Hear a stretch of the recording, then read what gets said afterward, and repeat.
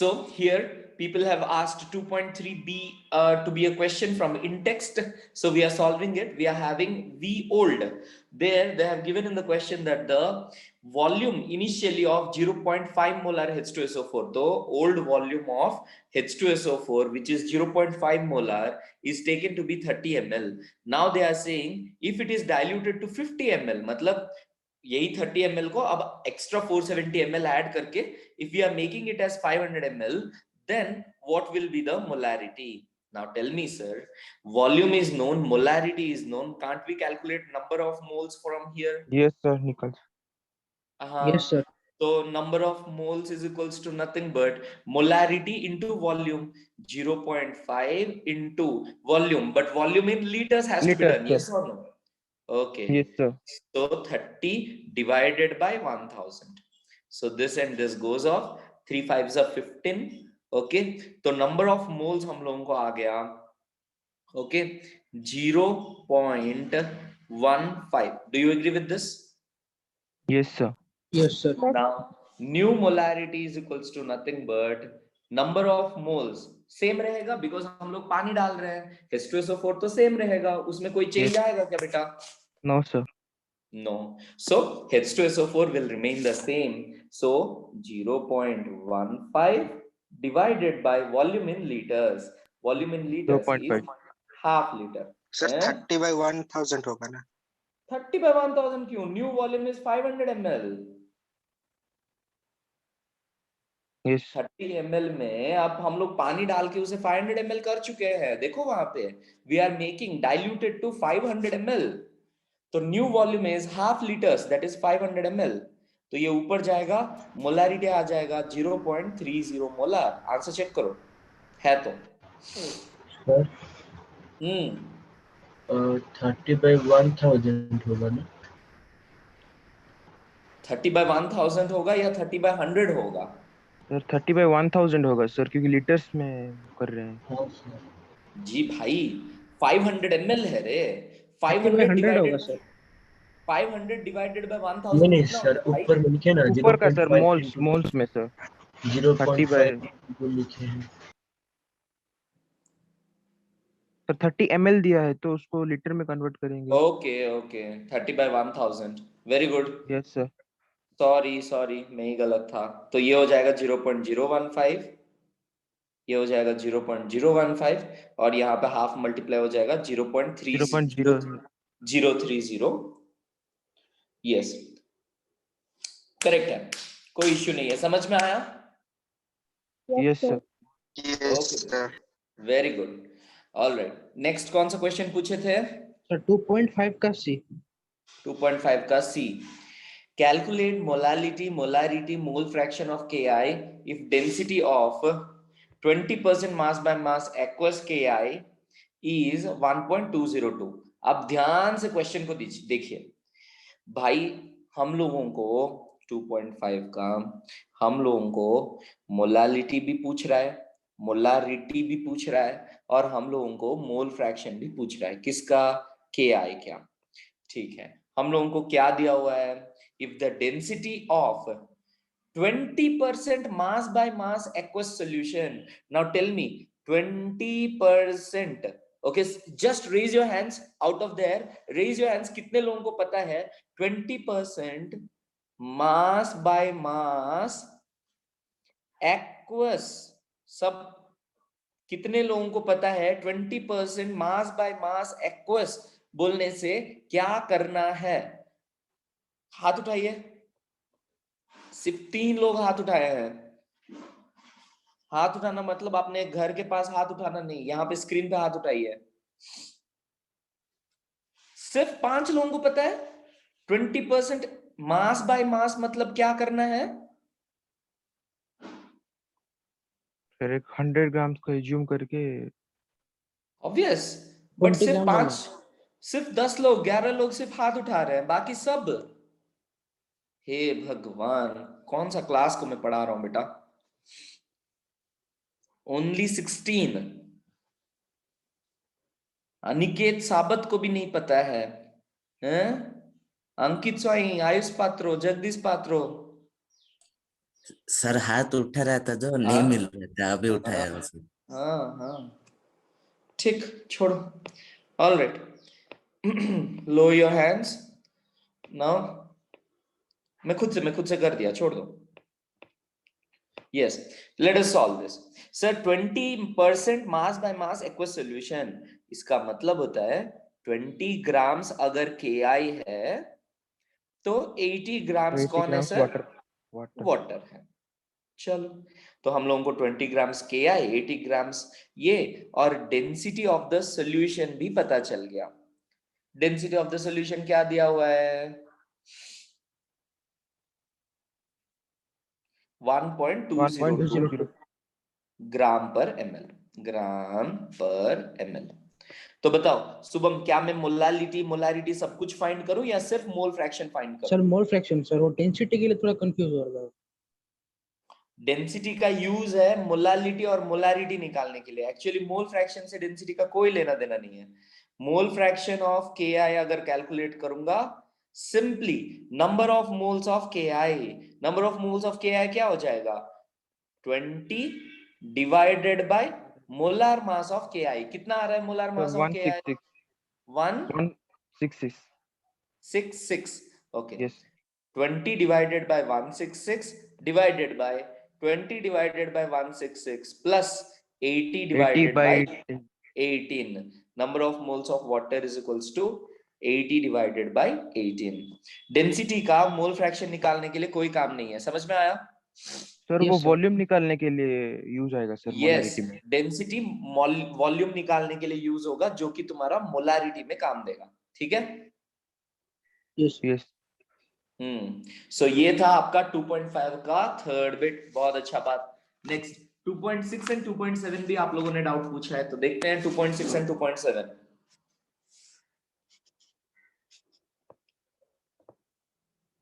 पहले देख लेते हैं 2.6। All right, let us read the question. H2S, hydrogen sulfide, a toxic gas with rotten egg smell, is used for qualitative analysis. बताइए बेटा, qualitative analysis का meaning क्या है?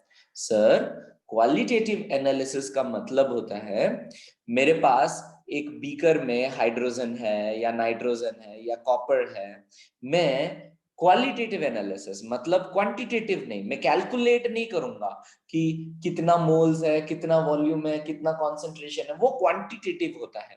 क्वालिटेटिव मतलब to prove that in that solution we are having copper 2+ ion, to prove that in that solution we are having Mg2+ ion, to prove that we are having SO4 2- ion, उसे qualitative analysis बोलते हैं। मतलब colour change देख के, gas evolve देख के, या फिर टेम्परेचर चेंज देख के, उसको क्वालिटेटिव एनालिसिस बोलते हैं। क्वांटिटेटिव एनालिसिस मतलब कितना वॉल्यूम है, कितना कॉन्सेंट्रेशन है, कितना मोलारिटी है, कैलकुलेट करना, उसे क्वांटिटेटिव एनालिसिस बोलते हैं। जहां पे कलर चेंज, गैस इवोल्यूशन या फिर टेम्परेचर चेंज देख के बताते हैं, उसे हम लोग बोलते हैं क्वालिटेटिव एनालिसिस। क्या ये बात समझ में आ रहा है? Yes sir. Yes sir. Okay, अब देखो हमें क्या बोला है।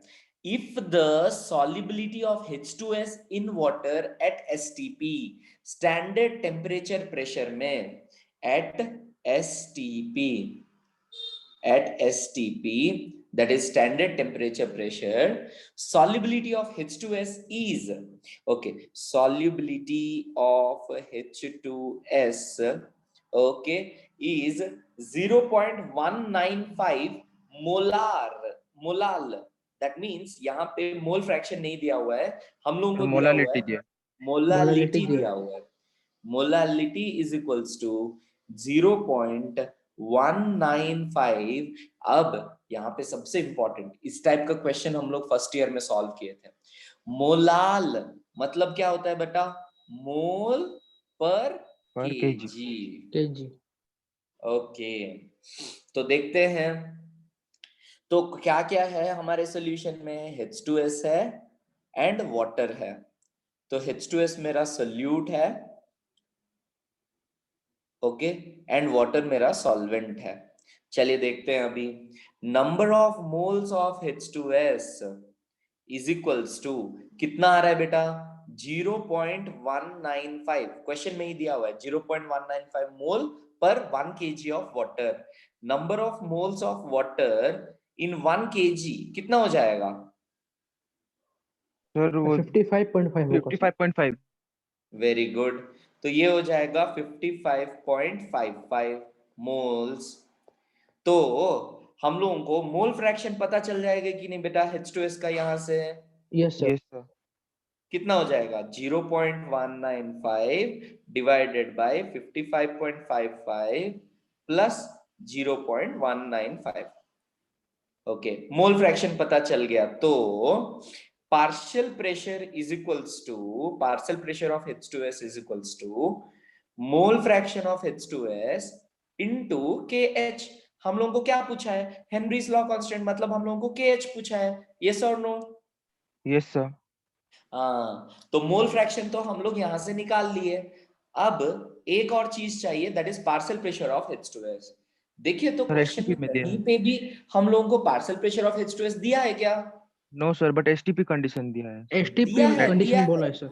STP बोल दिया है that means above 1 this atmosphere solution we are maintaining a pressure of 1 atmosphere okay तो सिंपली यस क्या सर करोगे 1 atmosphere is equals to mole fraction into KH तो 1 divided by this thing तो KH का value कितना आ जाएगा reciprocal of mole fraction क्योंकि ये उधर जाएगा तो ये कितना हो जाएगा 55.55 प्लस 0.195 कितना आ रहा है 0.195 तो ये 5 आएगा ये 4 आएगा ये 1 आएगा तो 5 6 7 आ जाएगा और ये आ जाएगा 55.745 डिवाइडेड बाय 0.195 देखो तो दोनों को डिवाइड करके कितना आ रहा है sir 282 bar 282 bar that is your answer so if you are writing 282 bar that means here you are taking 1 bar as your pressure STP में 1 बार प्रेशर हम लोग ले रहे हैं ठीक है yes sir. Yes sir okay किसी को कोई प्रॉब्लम बेटा क्वेश्चन कैसे सॉल्व करना था सर वो मोल फ्रैक्शन में नेग्लेक्ट नहीं कर सकते क्या सर 0.195 को कर सकते हो कुछ खास डिफरेंस नहीं आएगा कर सकते हो कोई यस इश्यू नहीं हाँ कोई प्रॉब्लम नहीं है ना किसी को no sir no sir sir okay चलिए अब क्वेश्चन नंबर 7 देख लेते हैं Henry's law constant for carbon dioxide in water is this much चलिए तो हम लोगों को KH का वैल्यू दे दिया है which question are we solving 2.7 in text हम लोग सॉल्व कर रहे हैं ओके ऑलराइट तो KH Henry's law constant for carbon dioxide in water is 1.67 into 10 to the power of 8 pascals बहुत अच्छा बात calculate the quantity of carbon dioxide in 500 ml of soda water when packed under 2.5 atmospheres okay हम लोगों को क्या पूछे calculate the quantity of carbon dioxide तो हो सकता है कि हम लोगों को number of moles of carbon dioxide पूछ रहा है समझ रहे हो कि नहीं number of moles Yes, of carbon dioxide पूछ रहा है इन 500 ml of soda water volume of water soda water देखिए सर कार्बन डाइऑक्साइड जितना भी डिसॉल्व हो जाए वॉल्यूम ऑफ वाटर इंक्रीज नहीं हो जाएगा volume of water approximately 500 ml ही रहेगा बस उस वाटर मॉलिक्यूल्स के बीच में जो गैप्स हैं वहां जाके कार्बन डाइऑक्साइड बस डिसॉल्व हो जाता है okay when packed under 2.5 atmospheres तो सबसे पहले देखिए तो partial pressure of carbon dioxide is equals to 2.5 atmospheres दिया है लेकिन यहाँ पे हम लोगों का KH का पास्कल वैल्यू में पास्कल्स में दिया है यही है जो याद रखने वाली बात है या ध्यान रखने वाली बात है और दूसरा बात क्या है बताओ तो हमें फॉर्मूला पता है C A gas is partial pressure of carbon dioxide is equals to mole fraction of carbon dioxide into your Henry's law constant KH okay तो सबसे पहला चीज आपको पैस्कल्स में आंसर चाहिए तो 2.5 को आप लोग इंटू 10 टू द पावर 5 करके पैस्कल्स कीजिए नहीं अगर आपको एटमॉस्फेयर्स में करना है KH का वैल्यू हो 1.67 into 10 to the power 8 है ना, उसको पास्कल्स एटमॉस्फेयर में कन्वर्ट करने से 10 to the power 3 हो जाएगा। क्या आप लोगों को याद है 1 into 10 to the power 5 pascals is equals to nothing Yes, but sir. 1 atm? Yes, sir. ये सब Yes, चीज sir. लिखवाया था मैं आप लोगों को। ठीक है, तो उस हिसाब से आप लोग सॉल्व करके यहाँ पे easily mole fraction of carbon dioxide निकाल सकते हैं। Number of moles of H2O तो हमें पता है 55.55 का हाफ, बिकॉज 500 ml 1 लीटर में 55.55, हाफ लीटर में कितना होगा 27 पॉइंट कितना है करे 25 27.25 या 27.27? 27 सर। 27, sir. हाँ 27.27। तो चलिए पुट कर देते हैं, इसको लिख देते हैं हम लोग सेम 2.5। मोल फ्रैक्शन को हम लोग लिख देते हैं अभी number of moles of carbon dioxide by, इसको लिख देते हैं number of moles of carbon dioxide ignore कर सकते हैं 27.27 okay Yes. Into mole fraction sorry Henry's law constant 1.67 into 10 to the power of 3 लिख देंगे इसको हम लोग। 27.77 करेक्ट है भार्गव, सॉरी मैंने 27 लिख दिया था, 27.77 ओके ओके राइट। तो 2.5 into 27.77 divided by 1.67 into 10 to the power of 3, इसको सॉल्व करेंगे हम लोगों को number of moles of carbon dioxide आ जाएगा। क्या सबको ये समझ में आया? Yes sir. Yes, sir. Yes, sir.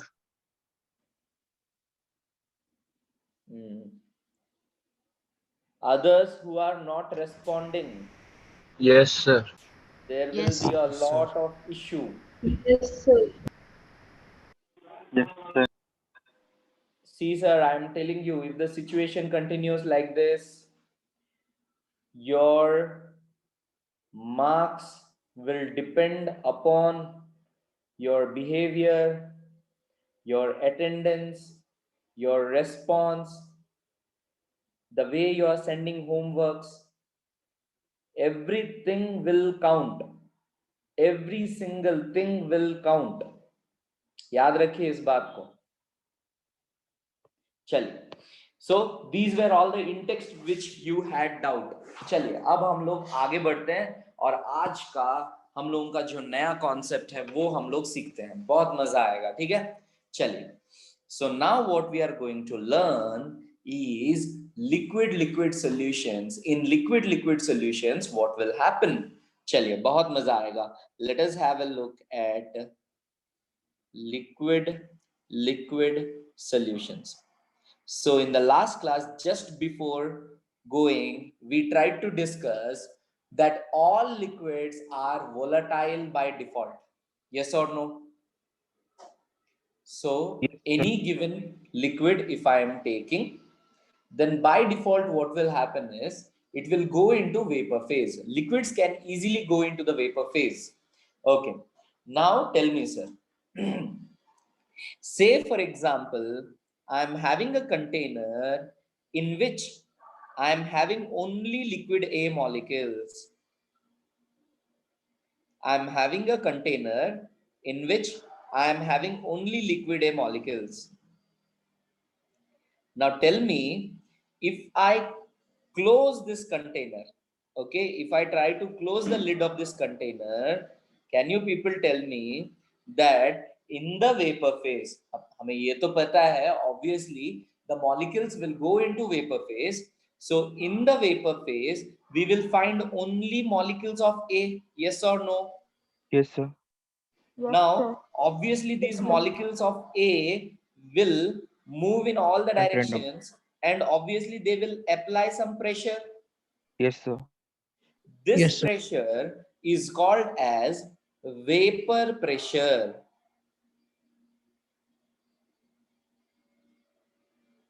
Okay, this pressure is called as vapor pressure of gas A and it is represented by P naught A. Yes or no? Yes sir. So sir ये equilibrium का condition हुआ ना sir? हमेशा equilibrium वाला condition में ये वाला अभी डिस्कशन होगा. Okay, so yes sir. say for example I am having only liquid A particles. Okay, I am having only liquid A particles. तो obviously gaseous phase में सिर्फ liquid A के gaseous particles ही जाएंगे. तो obviously कंटेनर के ऊपर pressure जो है वो सिर्फ और सिर्फ liquid A का ही रहेगा. So in this case, under these condition, what we can say is the pressure above the pure liquid A is called as vapor pressure of gas A. मतलब vapor pressure of liquid A, and that is nothing but P naught A. Do you agree with this? Yes sir. क्या आप लोगों को vapor pressure याद आ रहा है? Yes sir, याद The है। pressure above a pure liquid is called as vapor pressure. यहाँ पे कोई और मॉलिक्यूल्स नहीं रहना चाहिए, सिर्फ A के ऊपर A के वजह से जो प्रेशर होता है उसे हम लोग बोलते हैं vapour pressure of gas A. Yes sir. Now say for example what is happening is इसमें गैस A में अभी हम लोग एक सोल्यूशन बना रहे हैं जिसमें गैस B का एक लिक्विड को ऐड कर रहे हैं. तो ऑब्वियस सा बात है गैस B के मॉलिक्यूल्स भी, सॉरी गैस B बोल रहा हूं, लिक्विड B के मॉलिक्यूल्स हम लोग ऐड कर रहे हैं. दो लिक्विड का सोल्यूशन है तो लिक्विड B को मैंने ऐड कर दिया. लिक्विड B ये रेड कलर के मॉलिक्यूल्स हैं, मैंने लिक्विड B को भी डाल दिया इसमें. तो ऑब्वियस सा बात है liquid B will also occupy some space, some molecules in the surface and as well as in the bulk. Do you agree with this? Yes sir. So Yes, sir. obvious सा बात है अभी liquid A के particles भी sorry liquid B के particles भी gaseous phase में जाएंगे. Yes, sir. तो अब जो प्रेशर अप्लाई हो रहा है पूरा कंटेनर वॉल्स के ऊपर वो कौन, तनुश्री भेजी है रिपीट करने के लिए? क्या रिपीट करना है तनुश्री?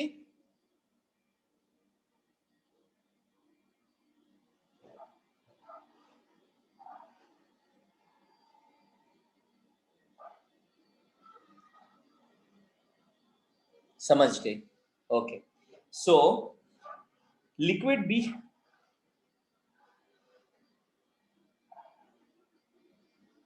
तो देखिए अब क्या होगा सर, अब B के पार्टिकल्स भी वेपर फेज में जाएंगे. तो अब जो प्रेशर अप्लाई हो रहा है हमारे कंटेनर वॉल्स में, क्या वो अकेले A अप्लाई कर रहा है? The answer is no. No क्या सर। वो अकेले B अप्लाई कर रहा है? The answer No, is sir. No. तो दोनों अप्लाई कर रहे हैं. तो दोनों जो अप्लाई कर रहे हैं उस प्रेशर को हम लोग बोलेंगे टोटल प्रेशर. एंड इंडिविजुअली अकेले A जो अप्लाई कर रहा है उसे अब हम लोग बोलेंगे स्मॉल PA. इसे हम लोग बोलते हैं partial vapour pressure. Partial vapour pressure. ध्यान से देखिए sir, the pressure applied by a gaseous molecule above a solution will be named as partial vapor pressure. Above a solution is named as partial vapor pressure, लेकिन above a pure liquid is named as vapor pressure. क्या ये बात समझ में आ रहा है? Yes. Yes. The pressure sir. applied by a gas above a pure solution is called as vapor pressure. The pressure applied by a gaseous particle above a solution is called as partial vapor pressure. Partial मतलब ये अकेले pressure apply नहीं कर रहा है, इसके साथ साथ कोई और भी अप्लाई कर रहा होगा, तो अकेले इसका कंट्रीब्यूशन को हम लोग पार्शियल प्रेशर ऑफ A बोलते हैं. क्या ये समझ में आया? Yes sir. Yes. Yes, इसी sir. तरह से अकेले B जो प्रेशर अप्लाई कर रहा होगा उसको हम लोग बोलते हैं पार्शियल प्रेशर ऑफ B. बोलो शुभम रथ. नो सर, वही पूछ रहा था पार्शियल प्रेशर ऑफ बी होगा कि नहीं. तो अकेले B जो अप्लाई करता है उसे बोलते हैं पार्शियल प्रेशर ऑफ B. अब A और B साथ में जो अप्लाई करते हैं उसे हम लोग बोलते हैं टोटल प्रेशर. अब ये सबसे इंपॉर्टेंट कॉन्सेप्ट है, तुम लोग आज का पूरा क्लास खा जाओ ये समझने में कि वेपर प्रेशर क्या है, पार्शियल प्रेशर क्या है. I have no worries, but I want you people to clearly register in your brains, sir, the pressure above a pure liquid, नीचे सोल्यूशन में, मतलब नीचे एक ही लिक्विड है, लिक्विड ए, सिर्फ लिक्विड ए, तो सोल्यूशन के अबव जो प्रेशर होगा उसे हम लोग बोलेंगे वेपर प्रेशर.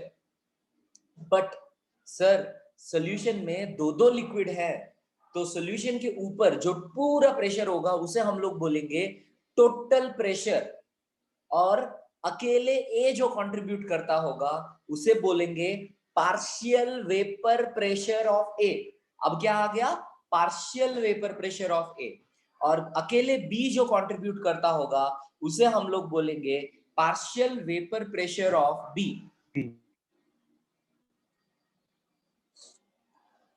यस, ऑब्वियस है, Dalton's law of partial pressure ये फॉलो कर रहा है. Yes sir. ठीक है, उसमें कोई प्रॉब्लम नहीं है.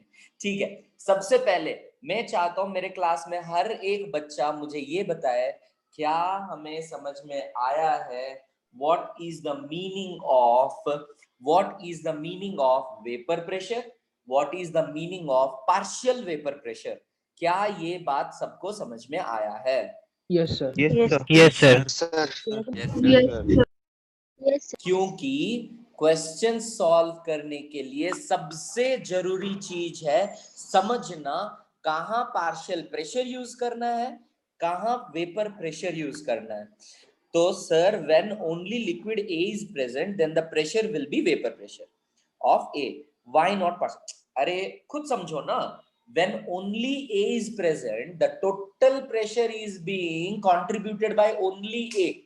So it is not partially contributing, it is totally contributing. Then why will I call it as partial pressure? Tell me, Bandita. Yes or no? Yes, sir. When it is totally contributing, why will I call it as partial? So that is why अगर pure liquid A के ऊपर pressure है तो उसे हम लोग पूरा vapour pressure, मतलब वेपर प्रेशर बोलेंगे, pure vapour pressure. Now when it is above a solution then we will call it as partial vapour pressure. तो वॉइस नहीं आ रहा है साहिल, क्या सबको नहीं आ रहा है या सिर्फ साहिल को नहीं जा रहा है? आ रहा है क्लियर है सर. Sir voice. अरे सर, साहिल का कुछ प्रॉब्लम चल रहा है आज. ठीक है सर, चलिए तब थोड़ा और आगे बढ़ते हैं. अब हम लोग, मैं एज्यूम कर रहा हूं सब लोगों को पार्शियल एंड वेपर प्रेशर के बीच में, partial vapour pressure and pure vapour pressure के बीच में डिफरेंस समझ में आया है. ठीक है, अब आगे बढ़ते हैं. ठीक है, देखिए नाउ याद रखिए इस बात को, when a liquid is dissolved in a liquid, when we are making liquid solutions, under that case there comes a physicist and chemist, that is Raoult, who has given us the Raoult's law. Now one thing which you have to fix in your brains, sir, Raoult's law, when a liquid is dissolved in a liquid, then we will use Raoult's law simply by closing our eyes. मतलब gas in a liquid, sir, Henry's law. Liquid in a liquid, sir, Raoult's law. मतलब एकदम दिमाग में आना चाहिए. क्या ये समझ में आ रहा है? Yes sir. Yes, sir. Gas in a liquid, the law which it will follow is your Henry's law. Partial pressure is equals to Henry's law constant into solubility of the gas in the liquid. In the same way, if it is liquid in liquid solution, then it will simply follow your Raoult's law. And what is this Raoult's law? Raoult's law states that the partial pressure of liquid 1, okay, here दोनों liquid है, liquid 1 is added into liquid 2. Say for example, the partial pressure of liquid 1 is directly proportional to mole fraction of liquid 1. क्या ये बात समझ में आ रहा है आप लोगों को? Yes sir. Yes, sir. अब तुम लोग पूछोगे सर यही तो हमें हेनरीज लॉ भी बता रहा था, partial pressure is directly proportional to solubility. तो यहाँ पे आप इसको रॉल्स लॉ क्यों बोल रहे हैं? क्योंकि यहाँ पे जो प्रोपोर्शनैलिटी कांस्टेंट है वो चेंज हो जा रहा है। देखिए, partial pressure of liquid 1 now becomes equal to mole fraction of liquid 1 in the solution into, यहां पे आ जाएगा vapour pressure of liquid 1। Okay, देखिए फिर से रिपीट कर रहा हूं, ध्यान से सुनिए, बड़ा मजा आएगा, ठीक है। Now sir, when we are making a solution of liquid in liquid, when we are making a solution of liquid in liquid, sir, the partial pressure of liquid 1, तो हम लोग क्या किए, liquid 1 and liquid 2 दोनों को mix किए, दोनों के दोनों वेपर फेज में जाएंगे। तो what Raoult's law states as is partial pressure of liquid 1 is directly proportional to mole fraction of liquid 1 in the solution. Okay, Yes, sir. sir, if we remove this proportionality constant, mole fraction of liquid 1, तो अभी हम लोग क्या लिखेंगे, partial pressure, partial vapor pressure of liquid 1 is mole fraction of liquid 1 into ये जो constant है वो क्या हो गया अभी, vapour P1 pressure naught, that is vapor pressure of liquid 1, वो क्या हो गया, vapor pressure of liquid 1। Okay, तो रॉल्स लॉ का इक्वेशन क्या है, P1 is equals to partial pressure vapor pressure of 1 is equals to mole fraction of 1 in the solution into P1 naught। क्या ये समझ में आ रहा है, vapour pressure of liquid 1? Yes sir. Sir Yes, समझ sir. में नहीं आया सर। तो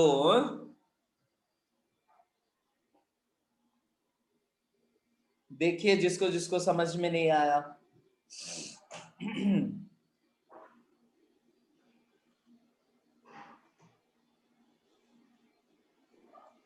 से फॉर एग्जाम्पल अब हम लोगों ने एक सॉल्यूशन के अंदर लिक्विड ए पार्टिकल्स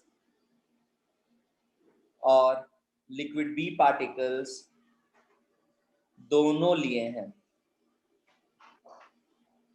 मतलब तुम्हारे सॉल्यूशन के अंदर लिक्विड ए के पार्टिकल्स भी है and as well as liquid B के पार्टिकल्स भी है। दो लिक्विड्स को हम लोगों ने डिसॉल्व करवाया।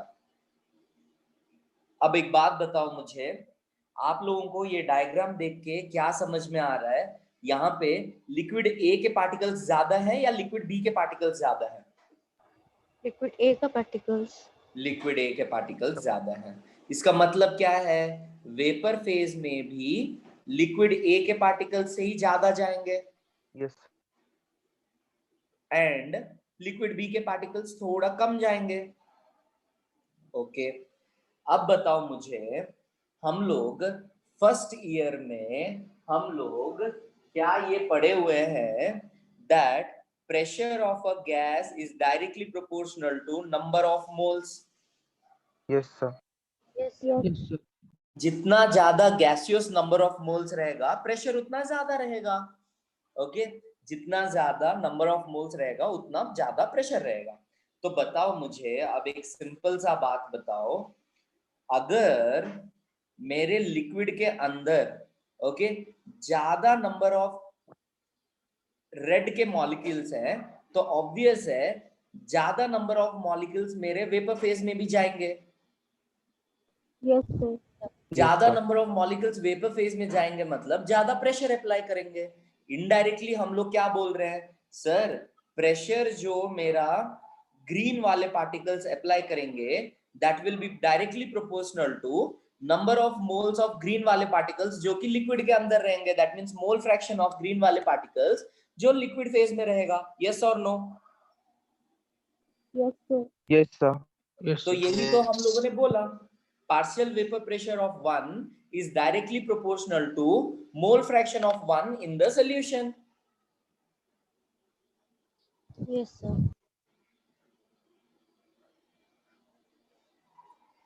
ध्यान से देखिए सर, कितने लोगों को समझ में आया?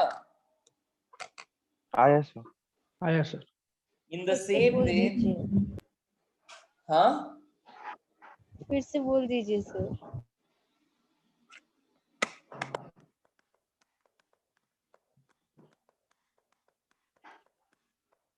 मैं नहीं बोलूंगा अभी, तुम बोलोगी, ठीक है?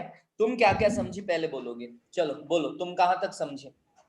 सर वो जो रेड ए का पार्टिकल्स बहुत ज्यादा है तो वेपर फॉर्म में भी ए का पार्टिकल्स ज्यादा होगा, इसलिए ठीक है, सुनो, ये स्टेटमेंट समझ गई। तो यस सर, ए के पार्टिकल्स सॉल्यूशन में ज्यादा होगा, मतलब उसका मोल फ्रैक्शन भी ज्यादा होगा कि नहीं? ए के पार्टिकल्स सॉल्यूशन में ज्यादा है, मतलब number of moles of A by number of moles of A plus number of moles of B.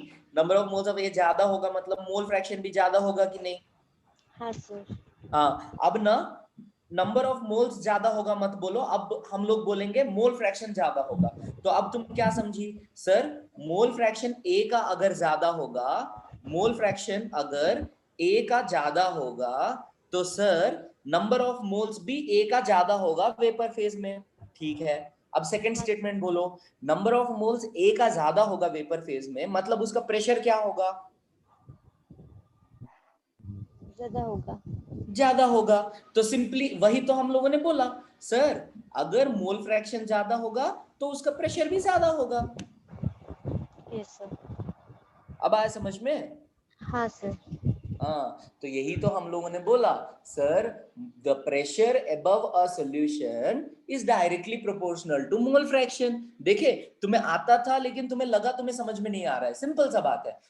तुम स्ट्रेट फॉरवर्ड तुम ही स्टेटमेंट बताई, सर मु एडा बुझिली जे लिक्विड रे जदि ए रो पार्टिकल्स बेसी अछि तो ए रो प्रेशर बेसी रहिबो, that is what you have understood, yes और नो? Yes sir. हाँ, तो उसी तरह से सर बी का पार्टिकल्स अगर ज्यादा रहेंगे लिक्विड में, मतलब वेपर फेज में बी का पार्टिकल्स ज्यादा जाएंगे, मतलब वेपर फेज में बी का प्रेशर ज्यादा होगा।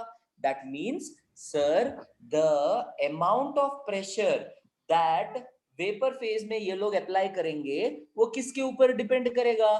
कितना उनका कंट्रीब्यूशन है तुम्हारा लिक्विड फेज के अंदर, वही कंट्रीब्यूट करेगा। Yes sir. Very good. आवाज जा रहा है सब लोगों को? Yes sir. तो ये Yes, आतिश sir. क्यों भेज रहा है नहीं आ रहा है आवाज करके? क्या आतिश बाबू आवाज जा रहा है अभी?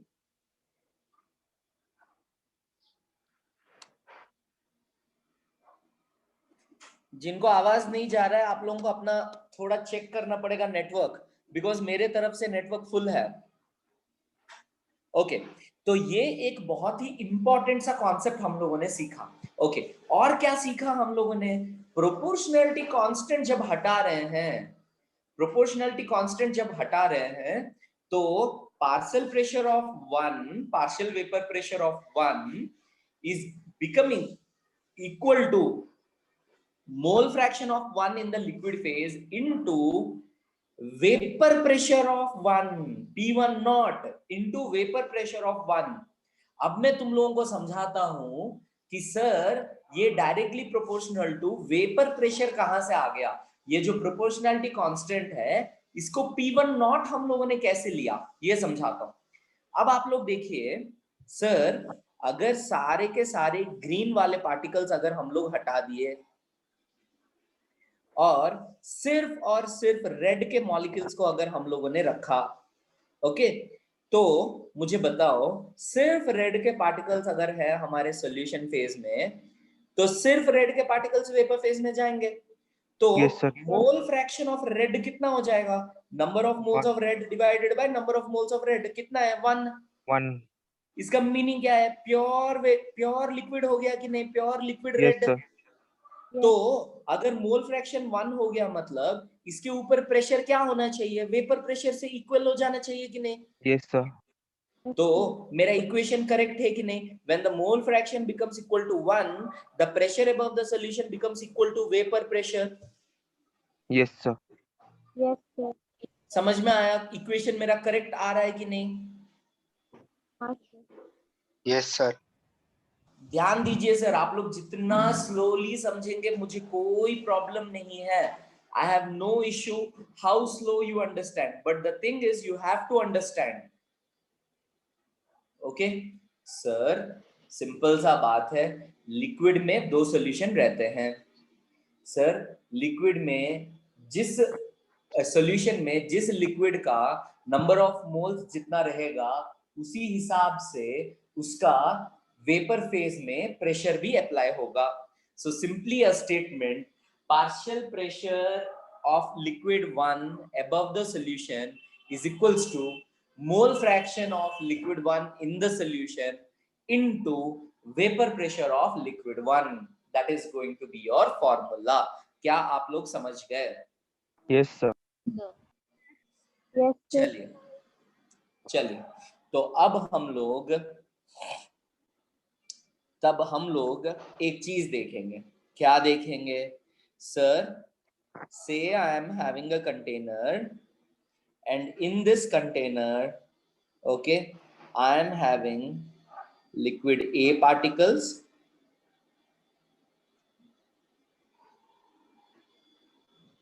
and I am having liquid B particles.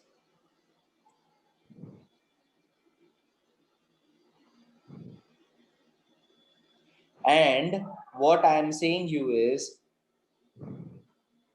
the partial pressure applied by yellow particles, okay, Py is equals to 1 bar मैंने दे दिया और मैंने बोला that number of moles of yellow particles is 5, whereas number of moles of blue particles is equals to 2, and मैंने दे दिया total pressure is equals to 6 bar. okay, total pressure is equals to 6 bar. तो अभी मैं तुम लोगों को कुछ क्वेश्चंस पूछूंगा, ठीक है? तो सबसे पहला चीज मैं पूछ रहा हूं, क्या हमें partial pressure due to blue particles पता चलेगा? क्या यस हम सर, लोग ये मोल पता कर फ्रैक्शन सकते? निकल। Yes, sir. मोल फ्रैक्शन क्यों चाहिए भाई? Total pressure is equals to partial pressure due to yellow plus partial pressure due to B. To blue. हाँ, तो टोटल प्रेशर मैंने दे दिया है 6 bar is equals to partial pressure due to yellow 1 bar plus partial pressure due to blue. अरे partial pressure due to blue, तो partial pressure due to blue कितना आया बेटा? 5 5 बार। बार। किसी को कोई प्रॉब्लम है इसमें? No sir. ओके, अब मैंने पूछा तुम लोगों को find vapour pressure of yellow and vapour pressure of blue. आप लोगों को vapour pressure of yellow and vapour pressure of blue दोनों फाइंड करना है। बाकी सारा डाटा दिया हुआ है, तो अच्छे से सोचो। Sir, from Raoult's law statement I know that partial pressure of blue is equals to mole fraction of blue into vapor pressure of blue. Yes or no? Yes sir. Partial pressure of blue हम लोगों को पता है 5 बार is equals to mole fraction of blue निकाल सकते हैं कि नहीं? Number of moles of blue 2 divided by total number of moles of blue plus number of moles of yellow into P not B. Yes or no? Yes, sir. तो यहां से clearly P not B हमें पता चल जाए कि नहीं? 7 5s are 35 divided by 2. So P naught of B is 35 divided by 2. That is nothing but 17.5. 17.5। Yes. अब इसी तरह से P naught of Y पता करके बताइए। चलिए फटाफट सॉल्व करके बताइए।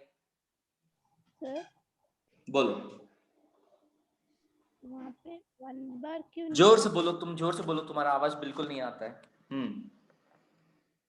सर, आपने पेपर सुना? जोर से बोलो रे यार, सुनाई नहीं दे रहा। ठीक है, बोलो, तुम बोलो।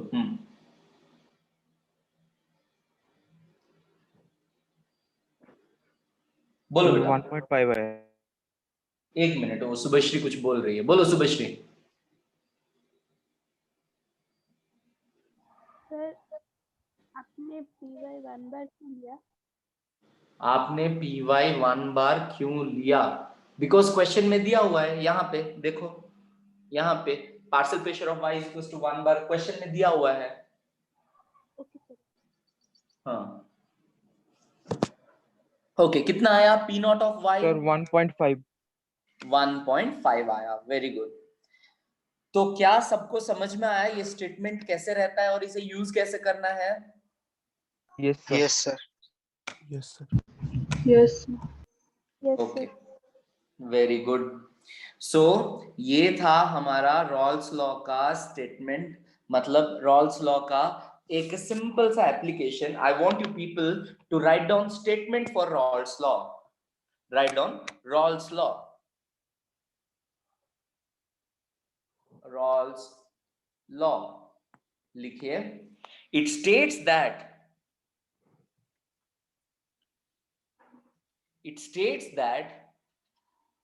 for a solution of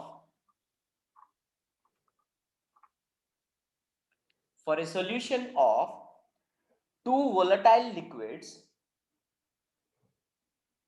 it states that for a solution of two volatile liquids, the partial vapor pressure of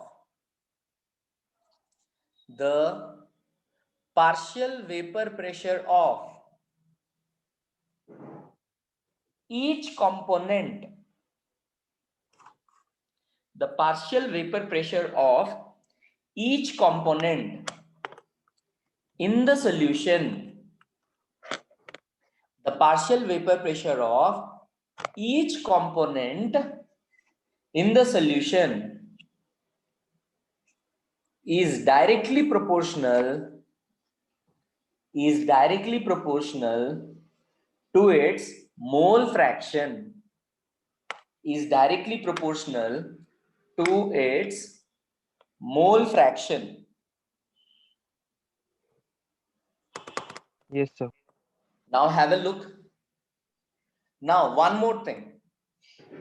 अगर आप लोगों में से कोई ऐसा है जो ये सोच रहा है अरे कॉलेज जब खुलेगा तो वापस रिपीट होगा, ये सब तो हम लोग फिर से बोल देंगे, पढ़ा दीजिए, सर लोग फिर से पढ़ा देंगे, मैम लोग फिर से पढ़ा देंगे, नथिंग एट ऑल। इतना फुर्सत किसी के पास नहीं है, because I am not trying to run the syllabus. इतना स्लो हम लोग पढ़ रहे हैं, एक दिन में एक कॉन्सेप्ट हम लोग पढ़ रहे हैं, राइट? ये दोबारा नहीं होने वाला है। फर्स्ट ईयर में बदनाम हो गए सर इस चक्कर में, सिलेबस खत्म नहीं हुआ, सिलेबस खत्म नहीं हुआ। किसके वजह से खत्म नहीं हुआ? अरे मेरा सिलेबस तो कब का खत्म हो जाता, तुम ही लोगों की वजह से खत्म नहीं हुआ। और बाद में मुझे सुनने को ये भी मिल गया कि अरे सिलेबस खत्म नहीं हुआ। ये गलत बात है, हैं? तुम ही लोगों ने बोला रिपीट करने, एक एक चैप्टर, एक एक कॉन्सेप्ट फिर से, जैसे तुम लोग नए नए आए हो वैसे रिपीट करना पड़ा। और कॉलेज खुला ही कितना दिन के लिए था? 1 महीना के लिए, 1.5 महीना के लिए, 2 महीना के लिए, है? This won't happen again. We won't be repeating, especially I won't be repeating anything. I'm going so slow, I'm making you understand everything, right? तो अब एक छोटा सा चीज यहाँ पे देख लेते हैं। हमें क्या पता है? Mole fraction of 1 plus mole fraction of 2 is equals to 1, पता है कि नहीं? Yes sir. सो यहां से mole fraction of 1 can be written as 1 minus mole fraction of 2। Okay, हमें और क्या पता है? ध्यान से देखिए, P total is equals to partial pressure by 1 plus partial pressure by 2. तो P total is equals to, from Rawls law, can't I write it as mole fraction of 1 into vapor pressure of 1 plus P2 can be written as mole fraction of 2 into P2 naught. Yes sir. तो यहां से मुझे क्या मिलता है? P total is equals to खाई 1 के जगह पे अभी हम लोग पुट कर देंगे 1 माइनस खाई 2। हाँ बोलो श्वेतालिन। सर ये फोर्थ स्टेप किससे हुआ sir?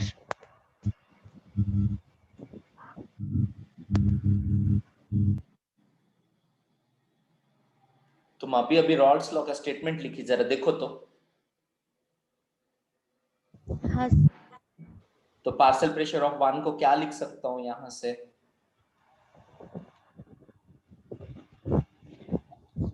Directly proportional to small fraction. अरे इक्वेशन नहीं लिखे हैं क्या इससे पहले? P partial pressure of 1 is equals to mole fraction of 1 into P1 naught, लिखे हैं कि नहीं? हाँ हाँ, तो यहाँ पे पार्शियल प्रेशर ऑफ 1 के प्लेस में directly mole fraction of 1 into P1 not put कर सकते हैं कि नहीं? हाँ सर। हाँ, तो वही तो पुट किया मैंने। हाँ उसी सर। तरह से partial pressure of 2 is equals to mole fraction of 2 into P2 naught from Raoult's law, तो पुट किया मैंने। अब chi1 के जगह पे 1 माइनस chi2 पुट करो, जी plus sir. chi2 into P2 naught. यहां से हम लोगों को एक इक्वेशन मिलेगा, ध्यान से अगर आप लोग देखोगे तो क्या इक्वेशन मिलेगा, ध्यान से देखो। सर अगर P1 नॉट को एक साइड रख के chi2 कॉमन लूंगा तो मुझे क्या मिल रहा है? P total is equals to P1 naught plus P2 naught minus P1 naught into chi2 मिल रहा है। अब मैं चाहता हूं आप सब इस इक्वेशन को ध्यान से देखिए।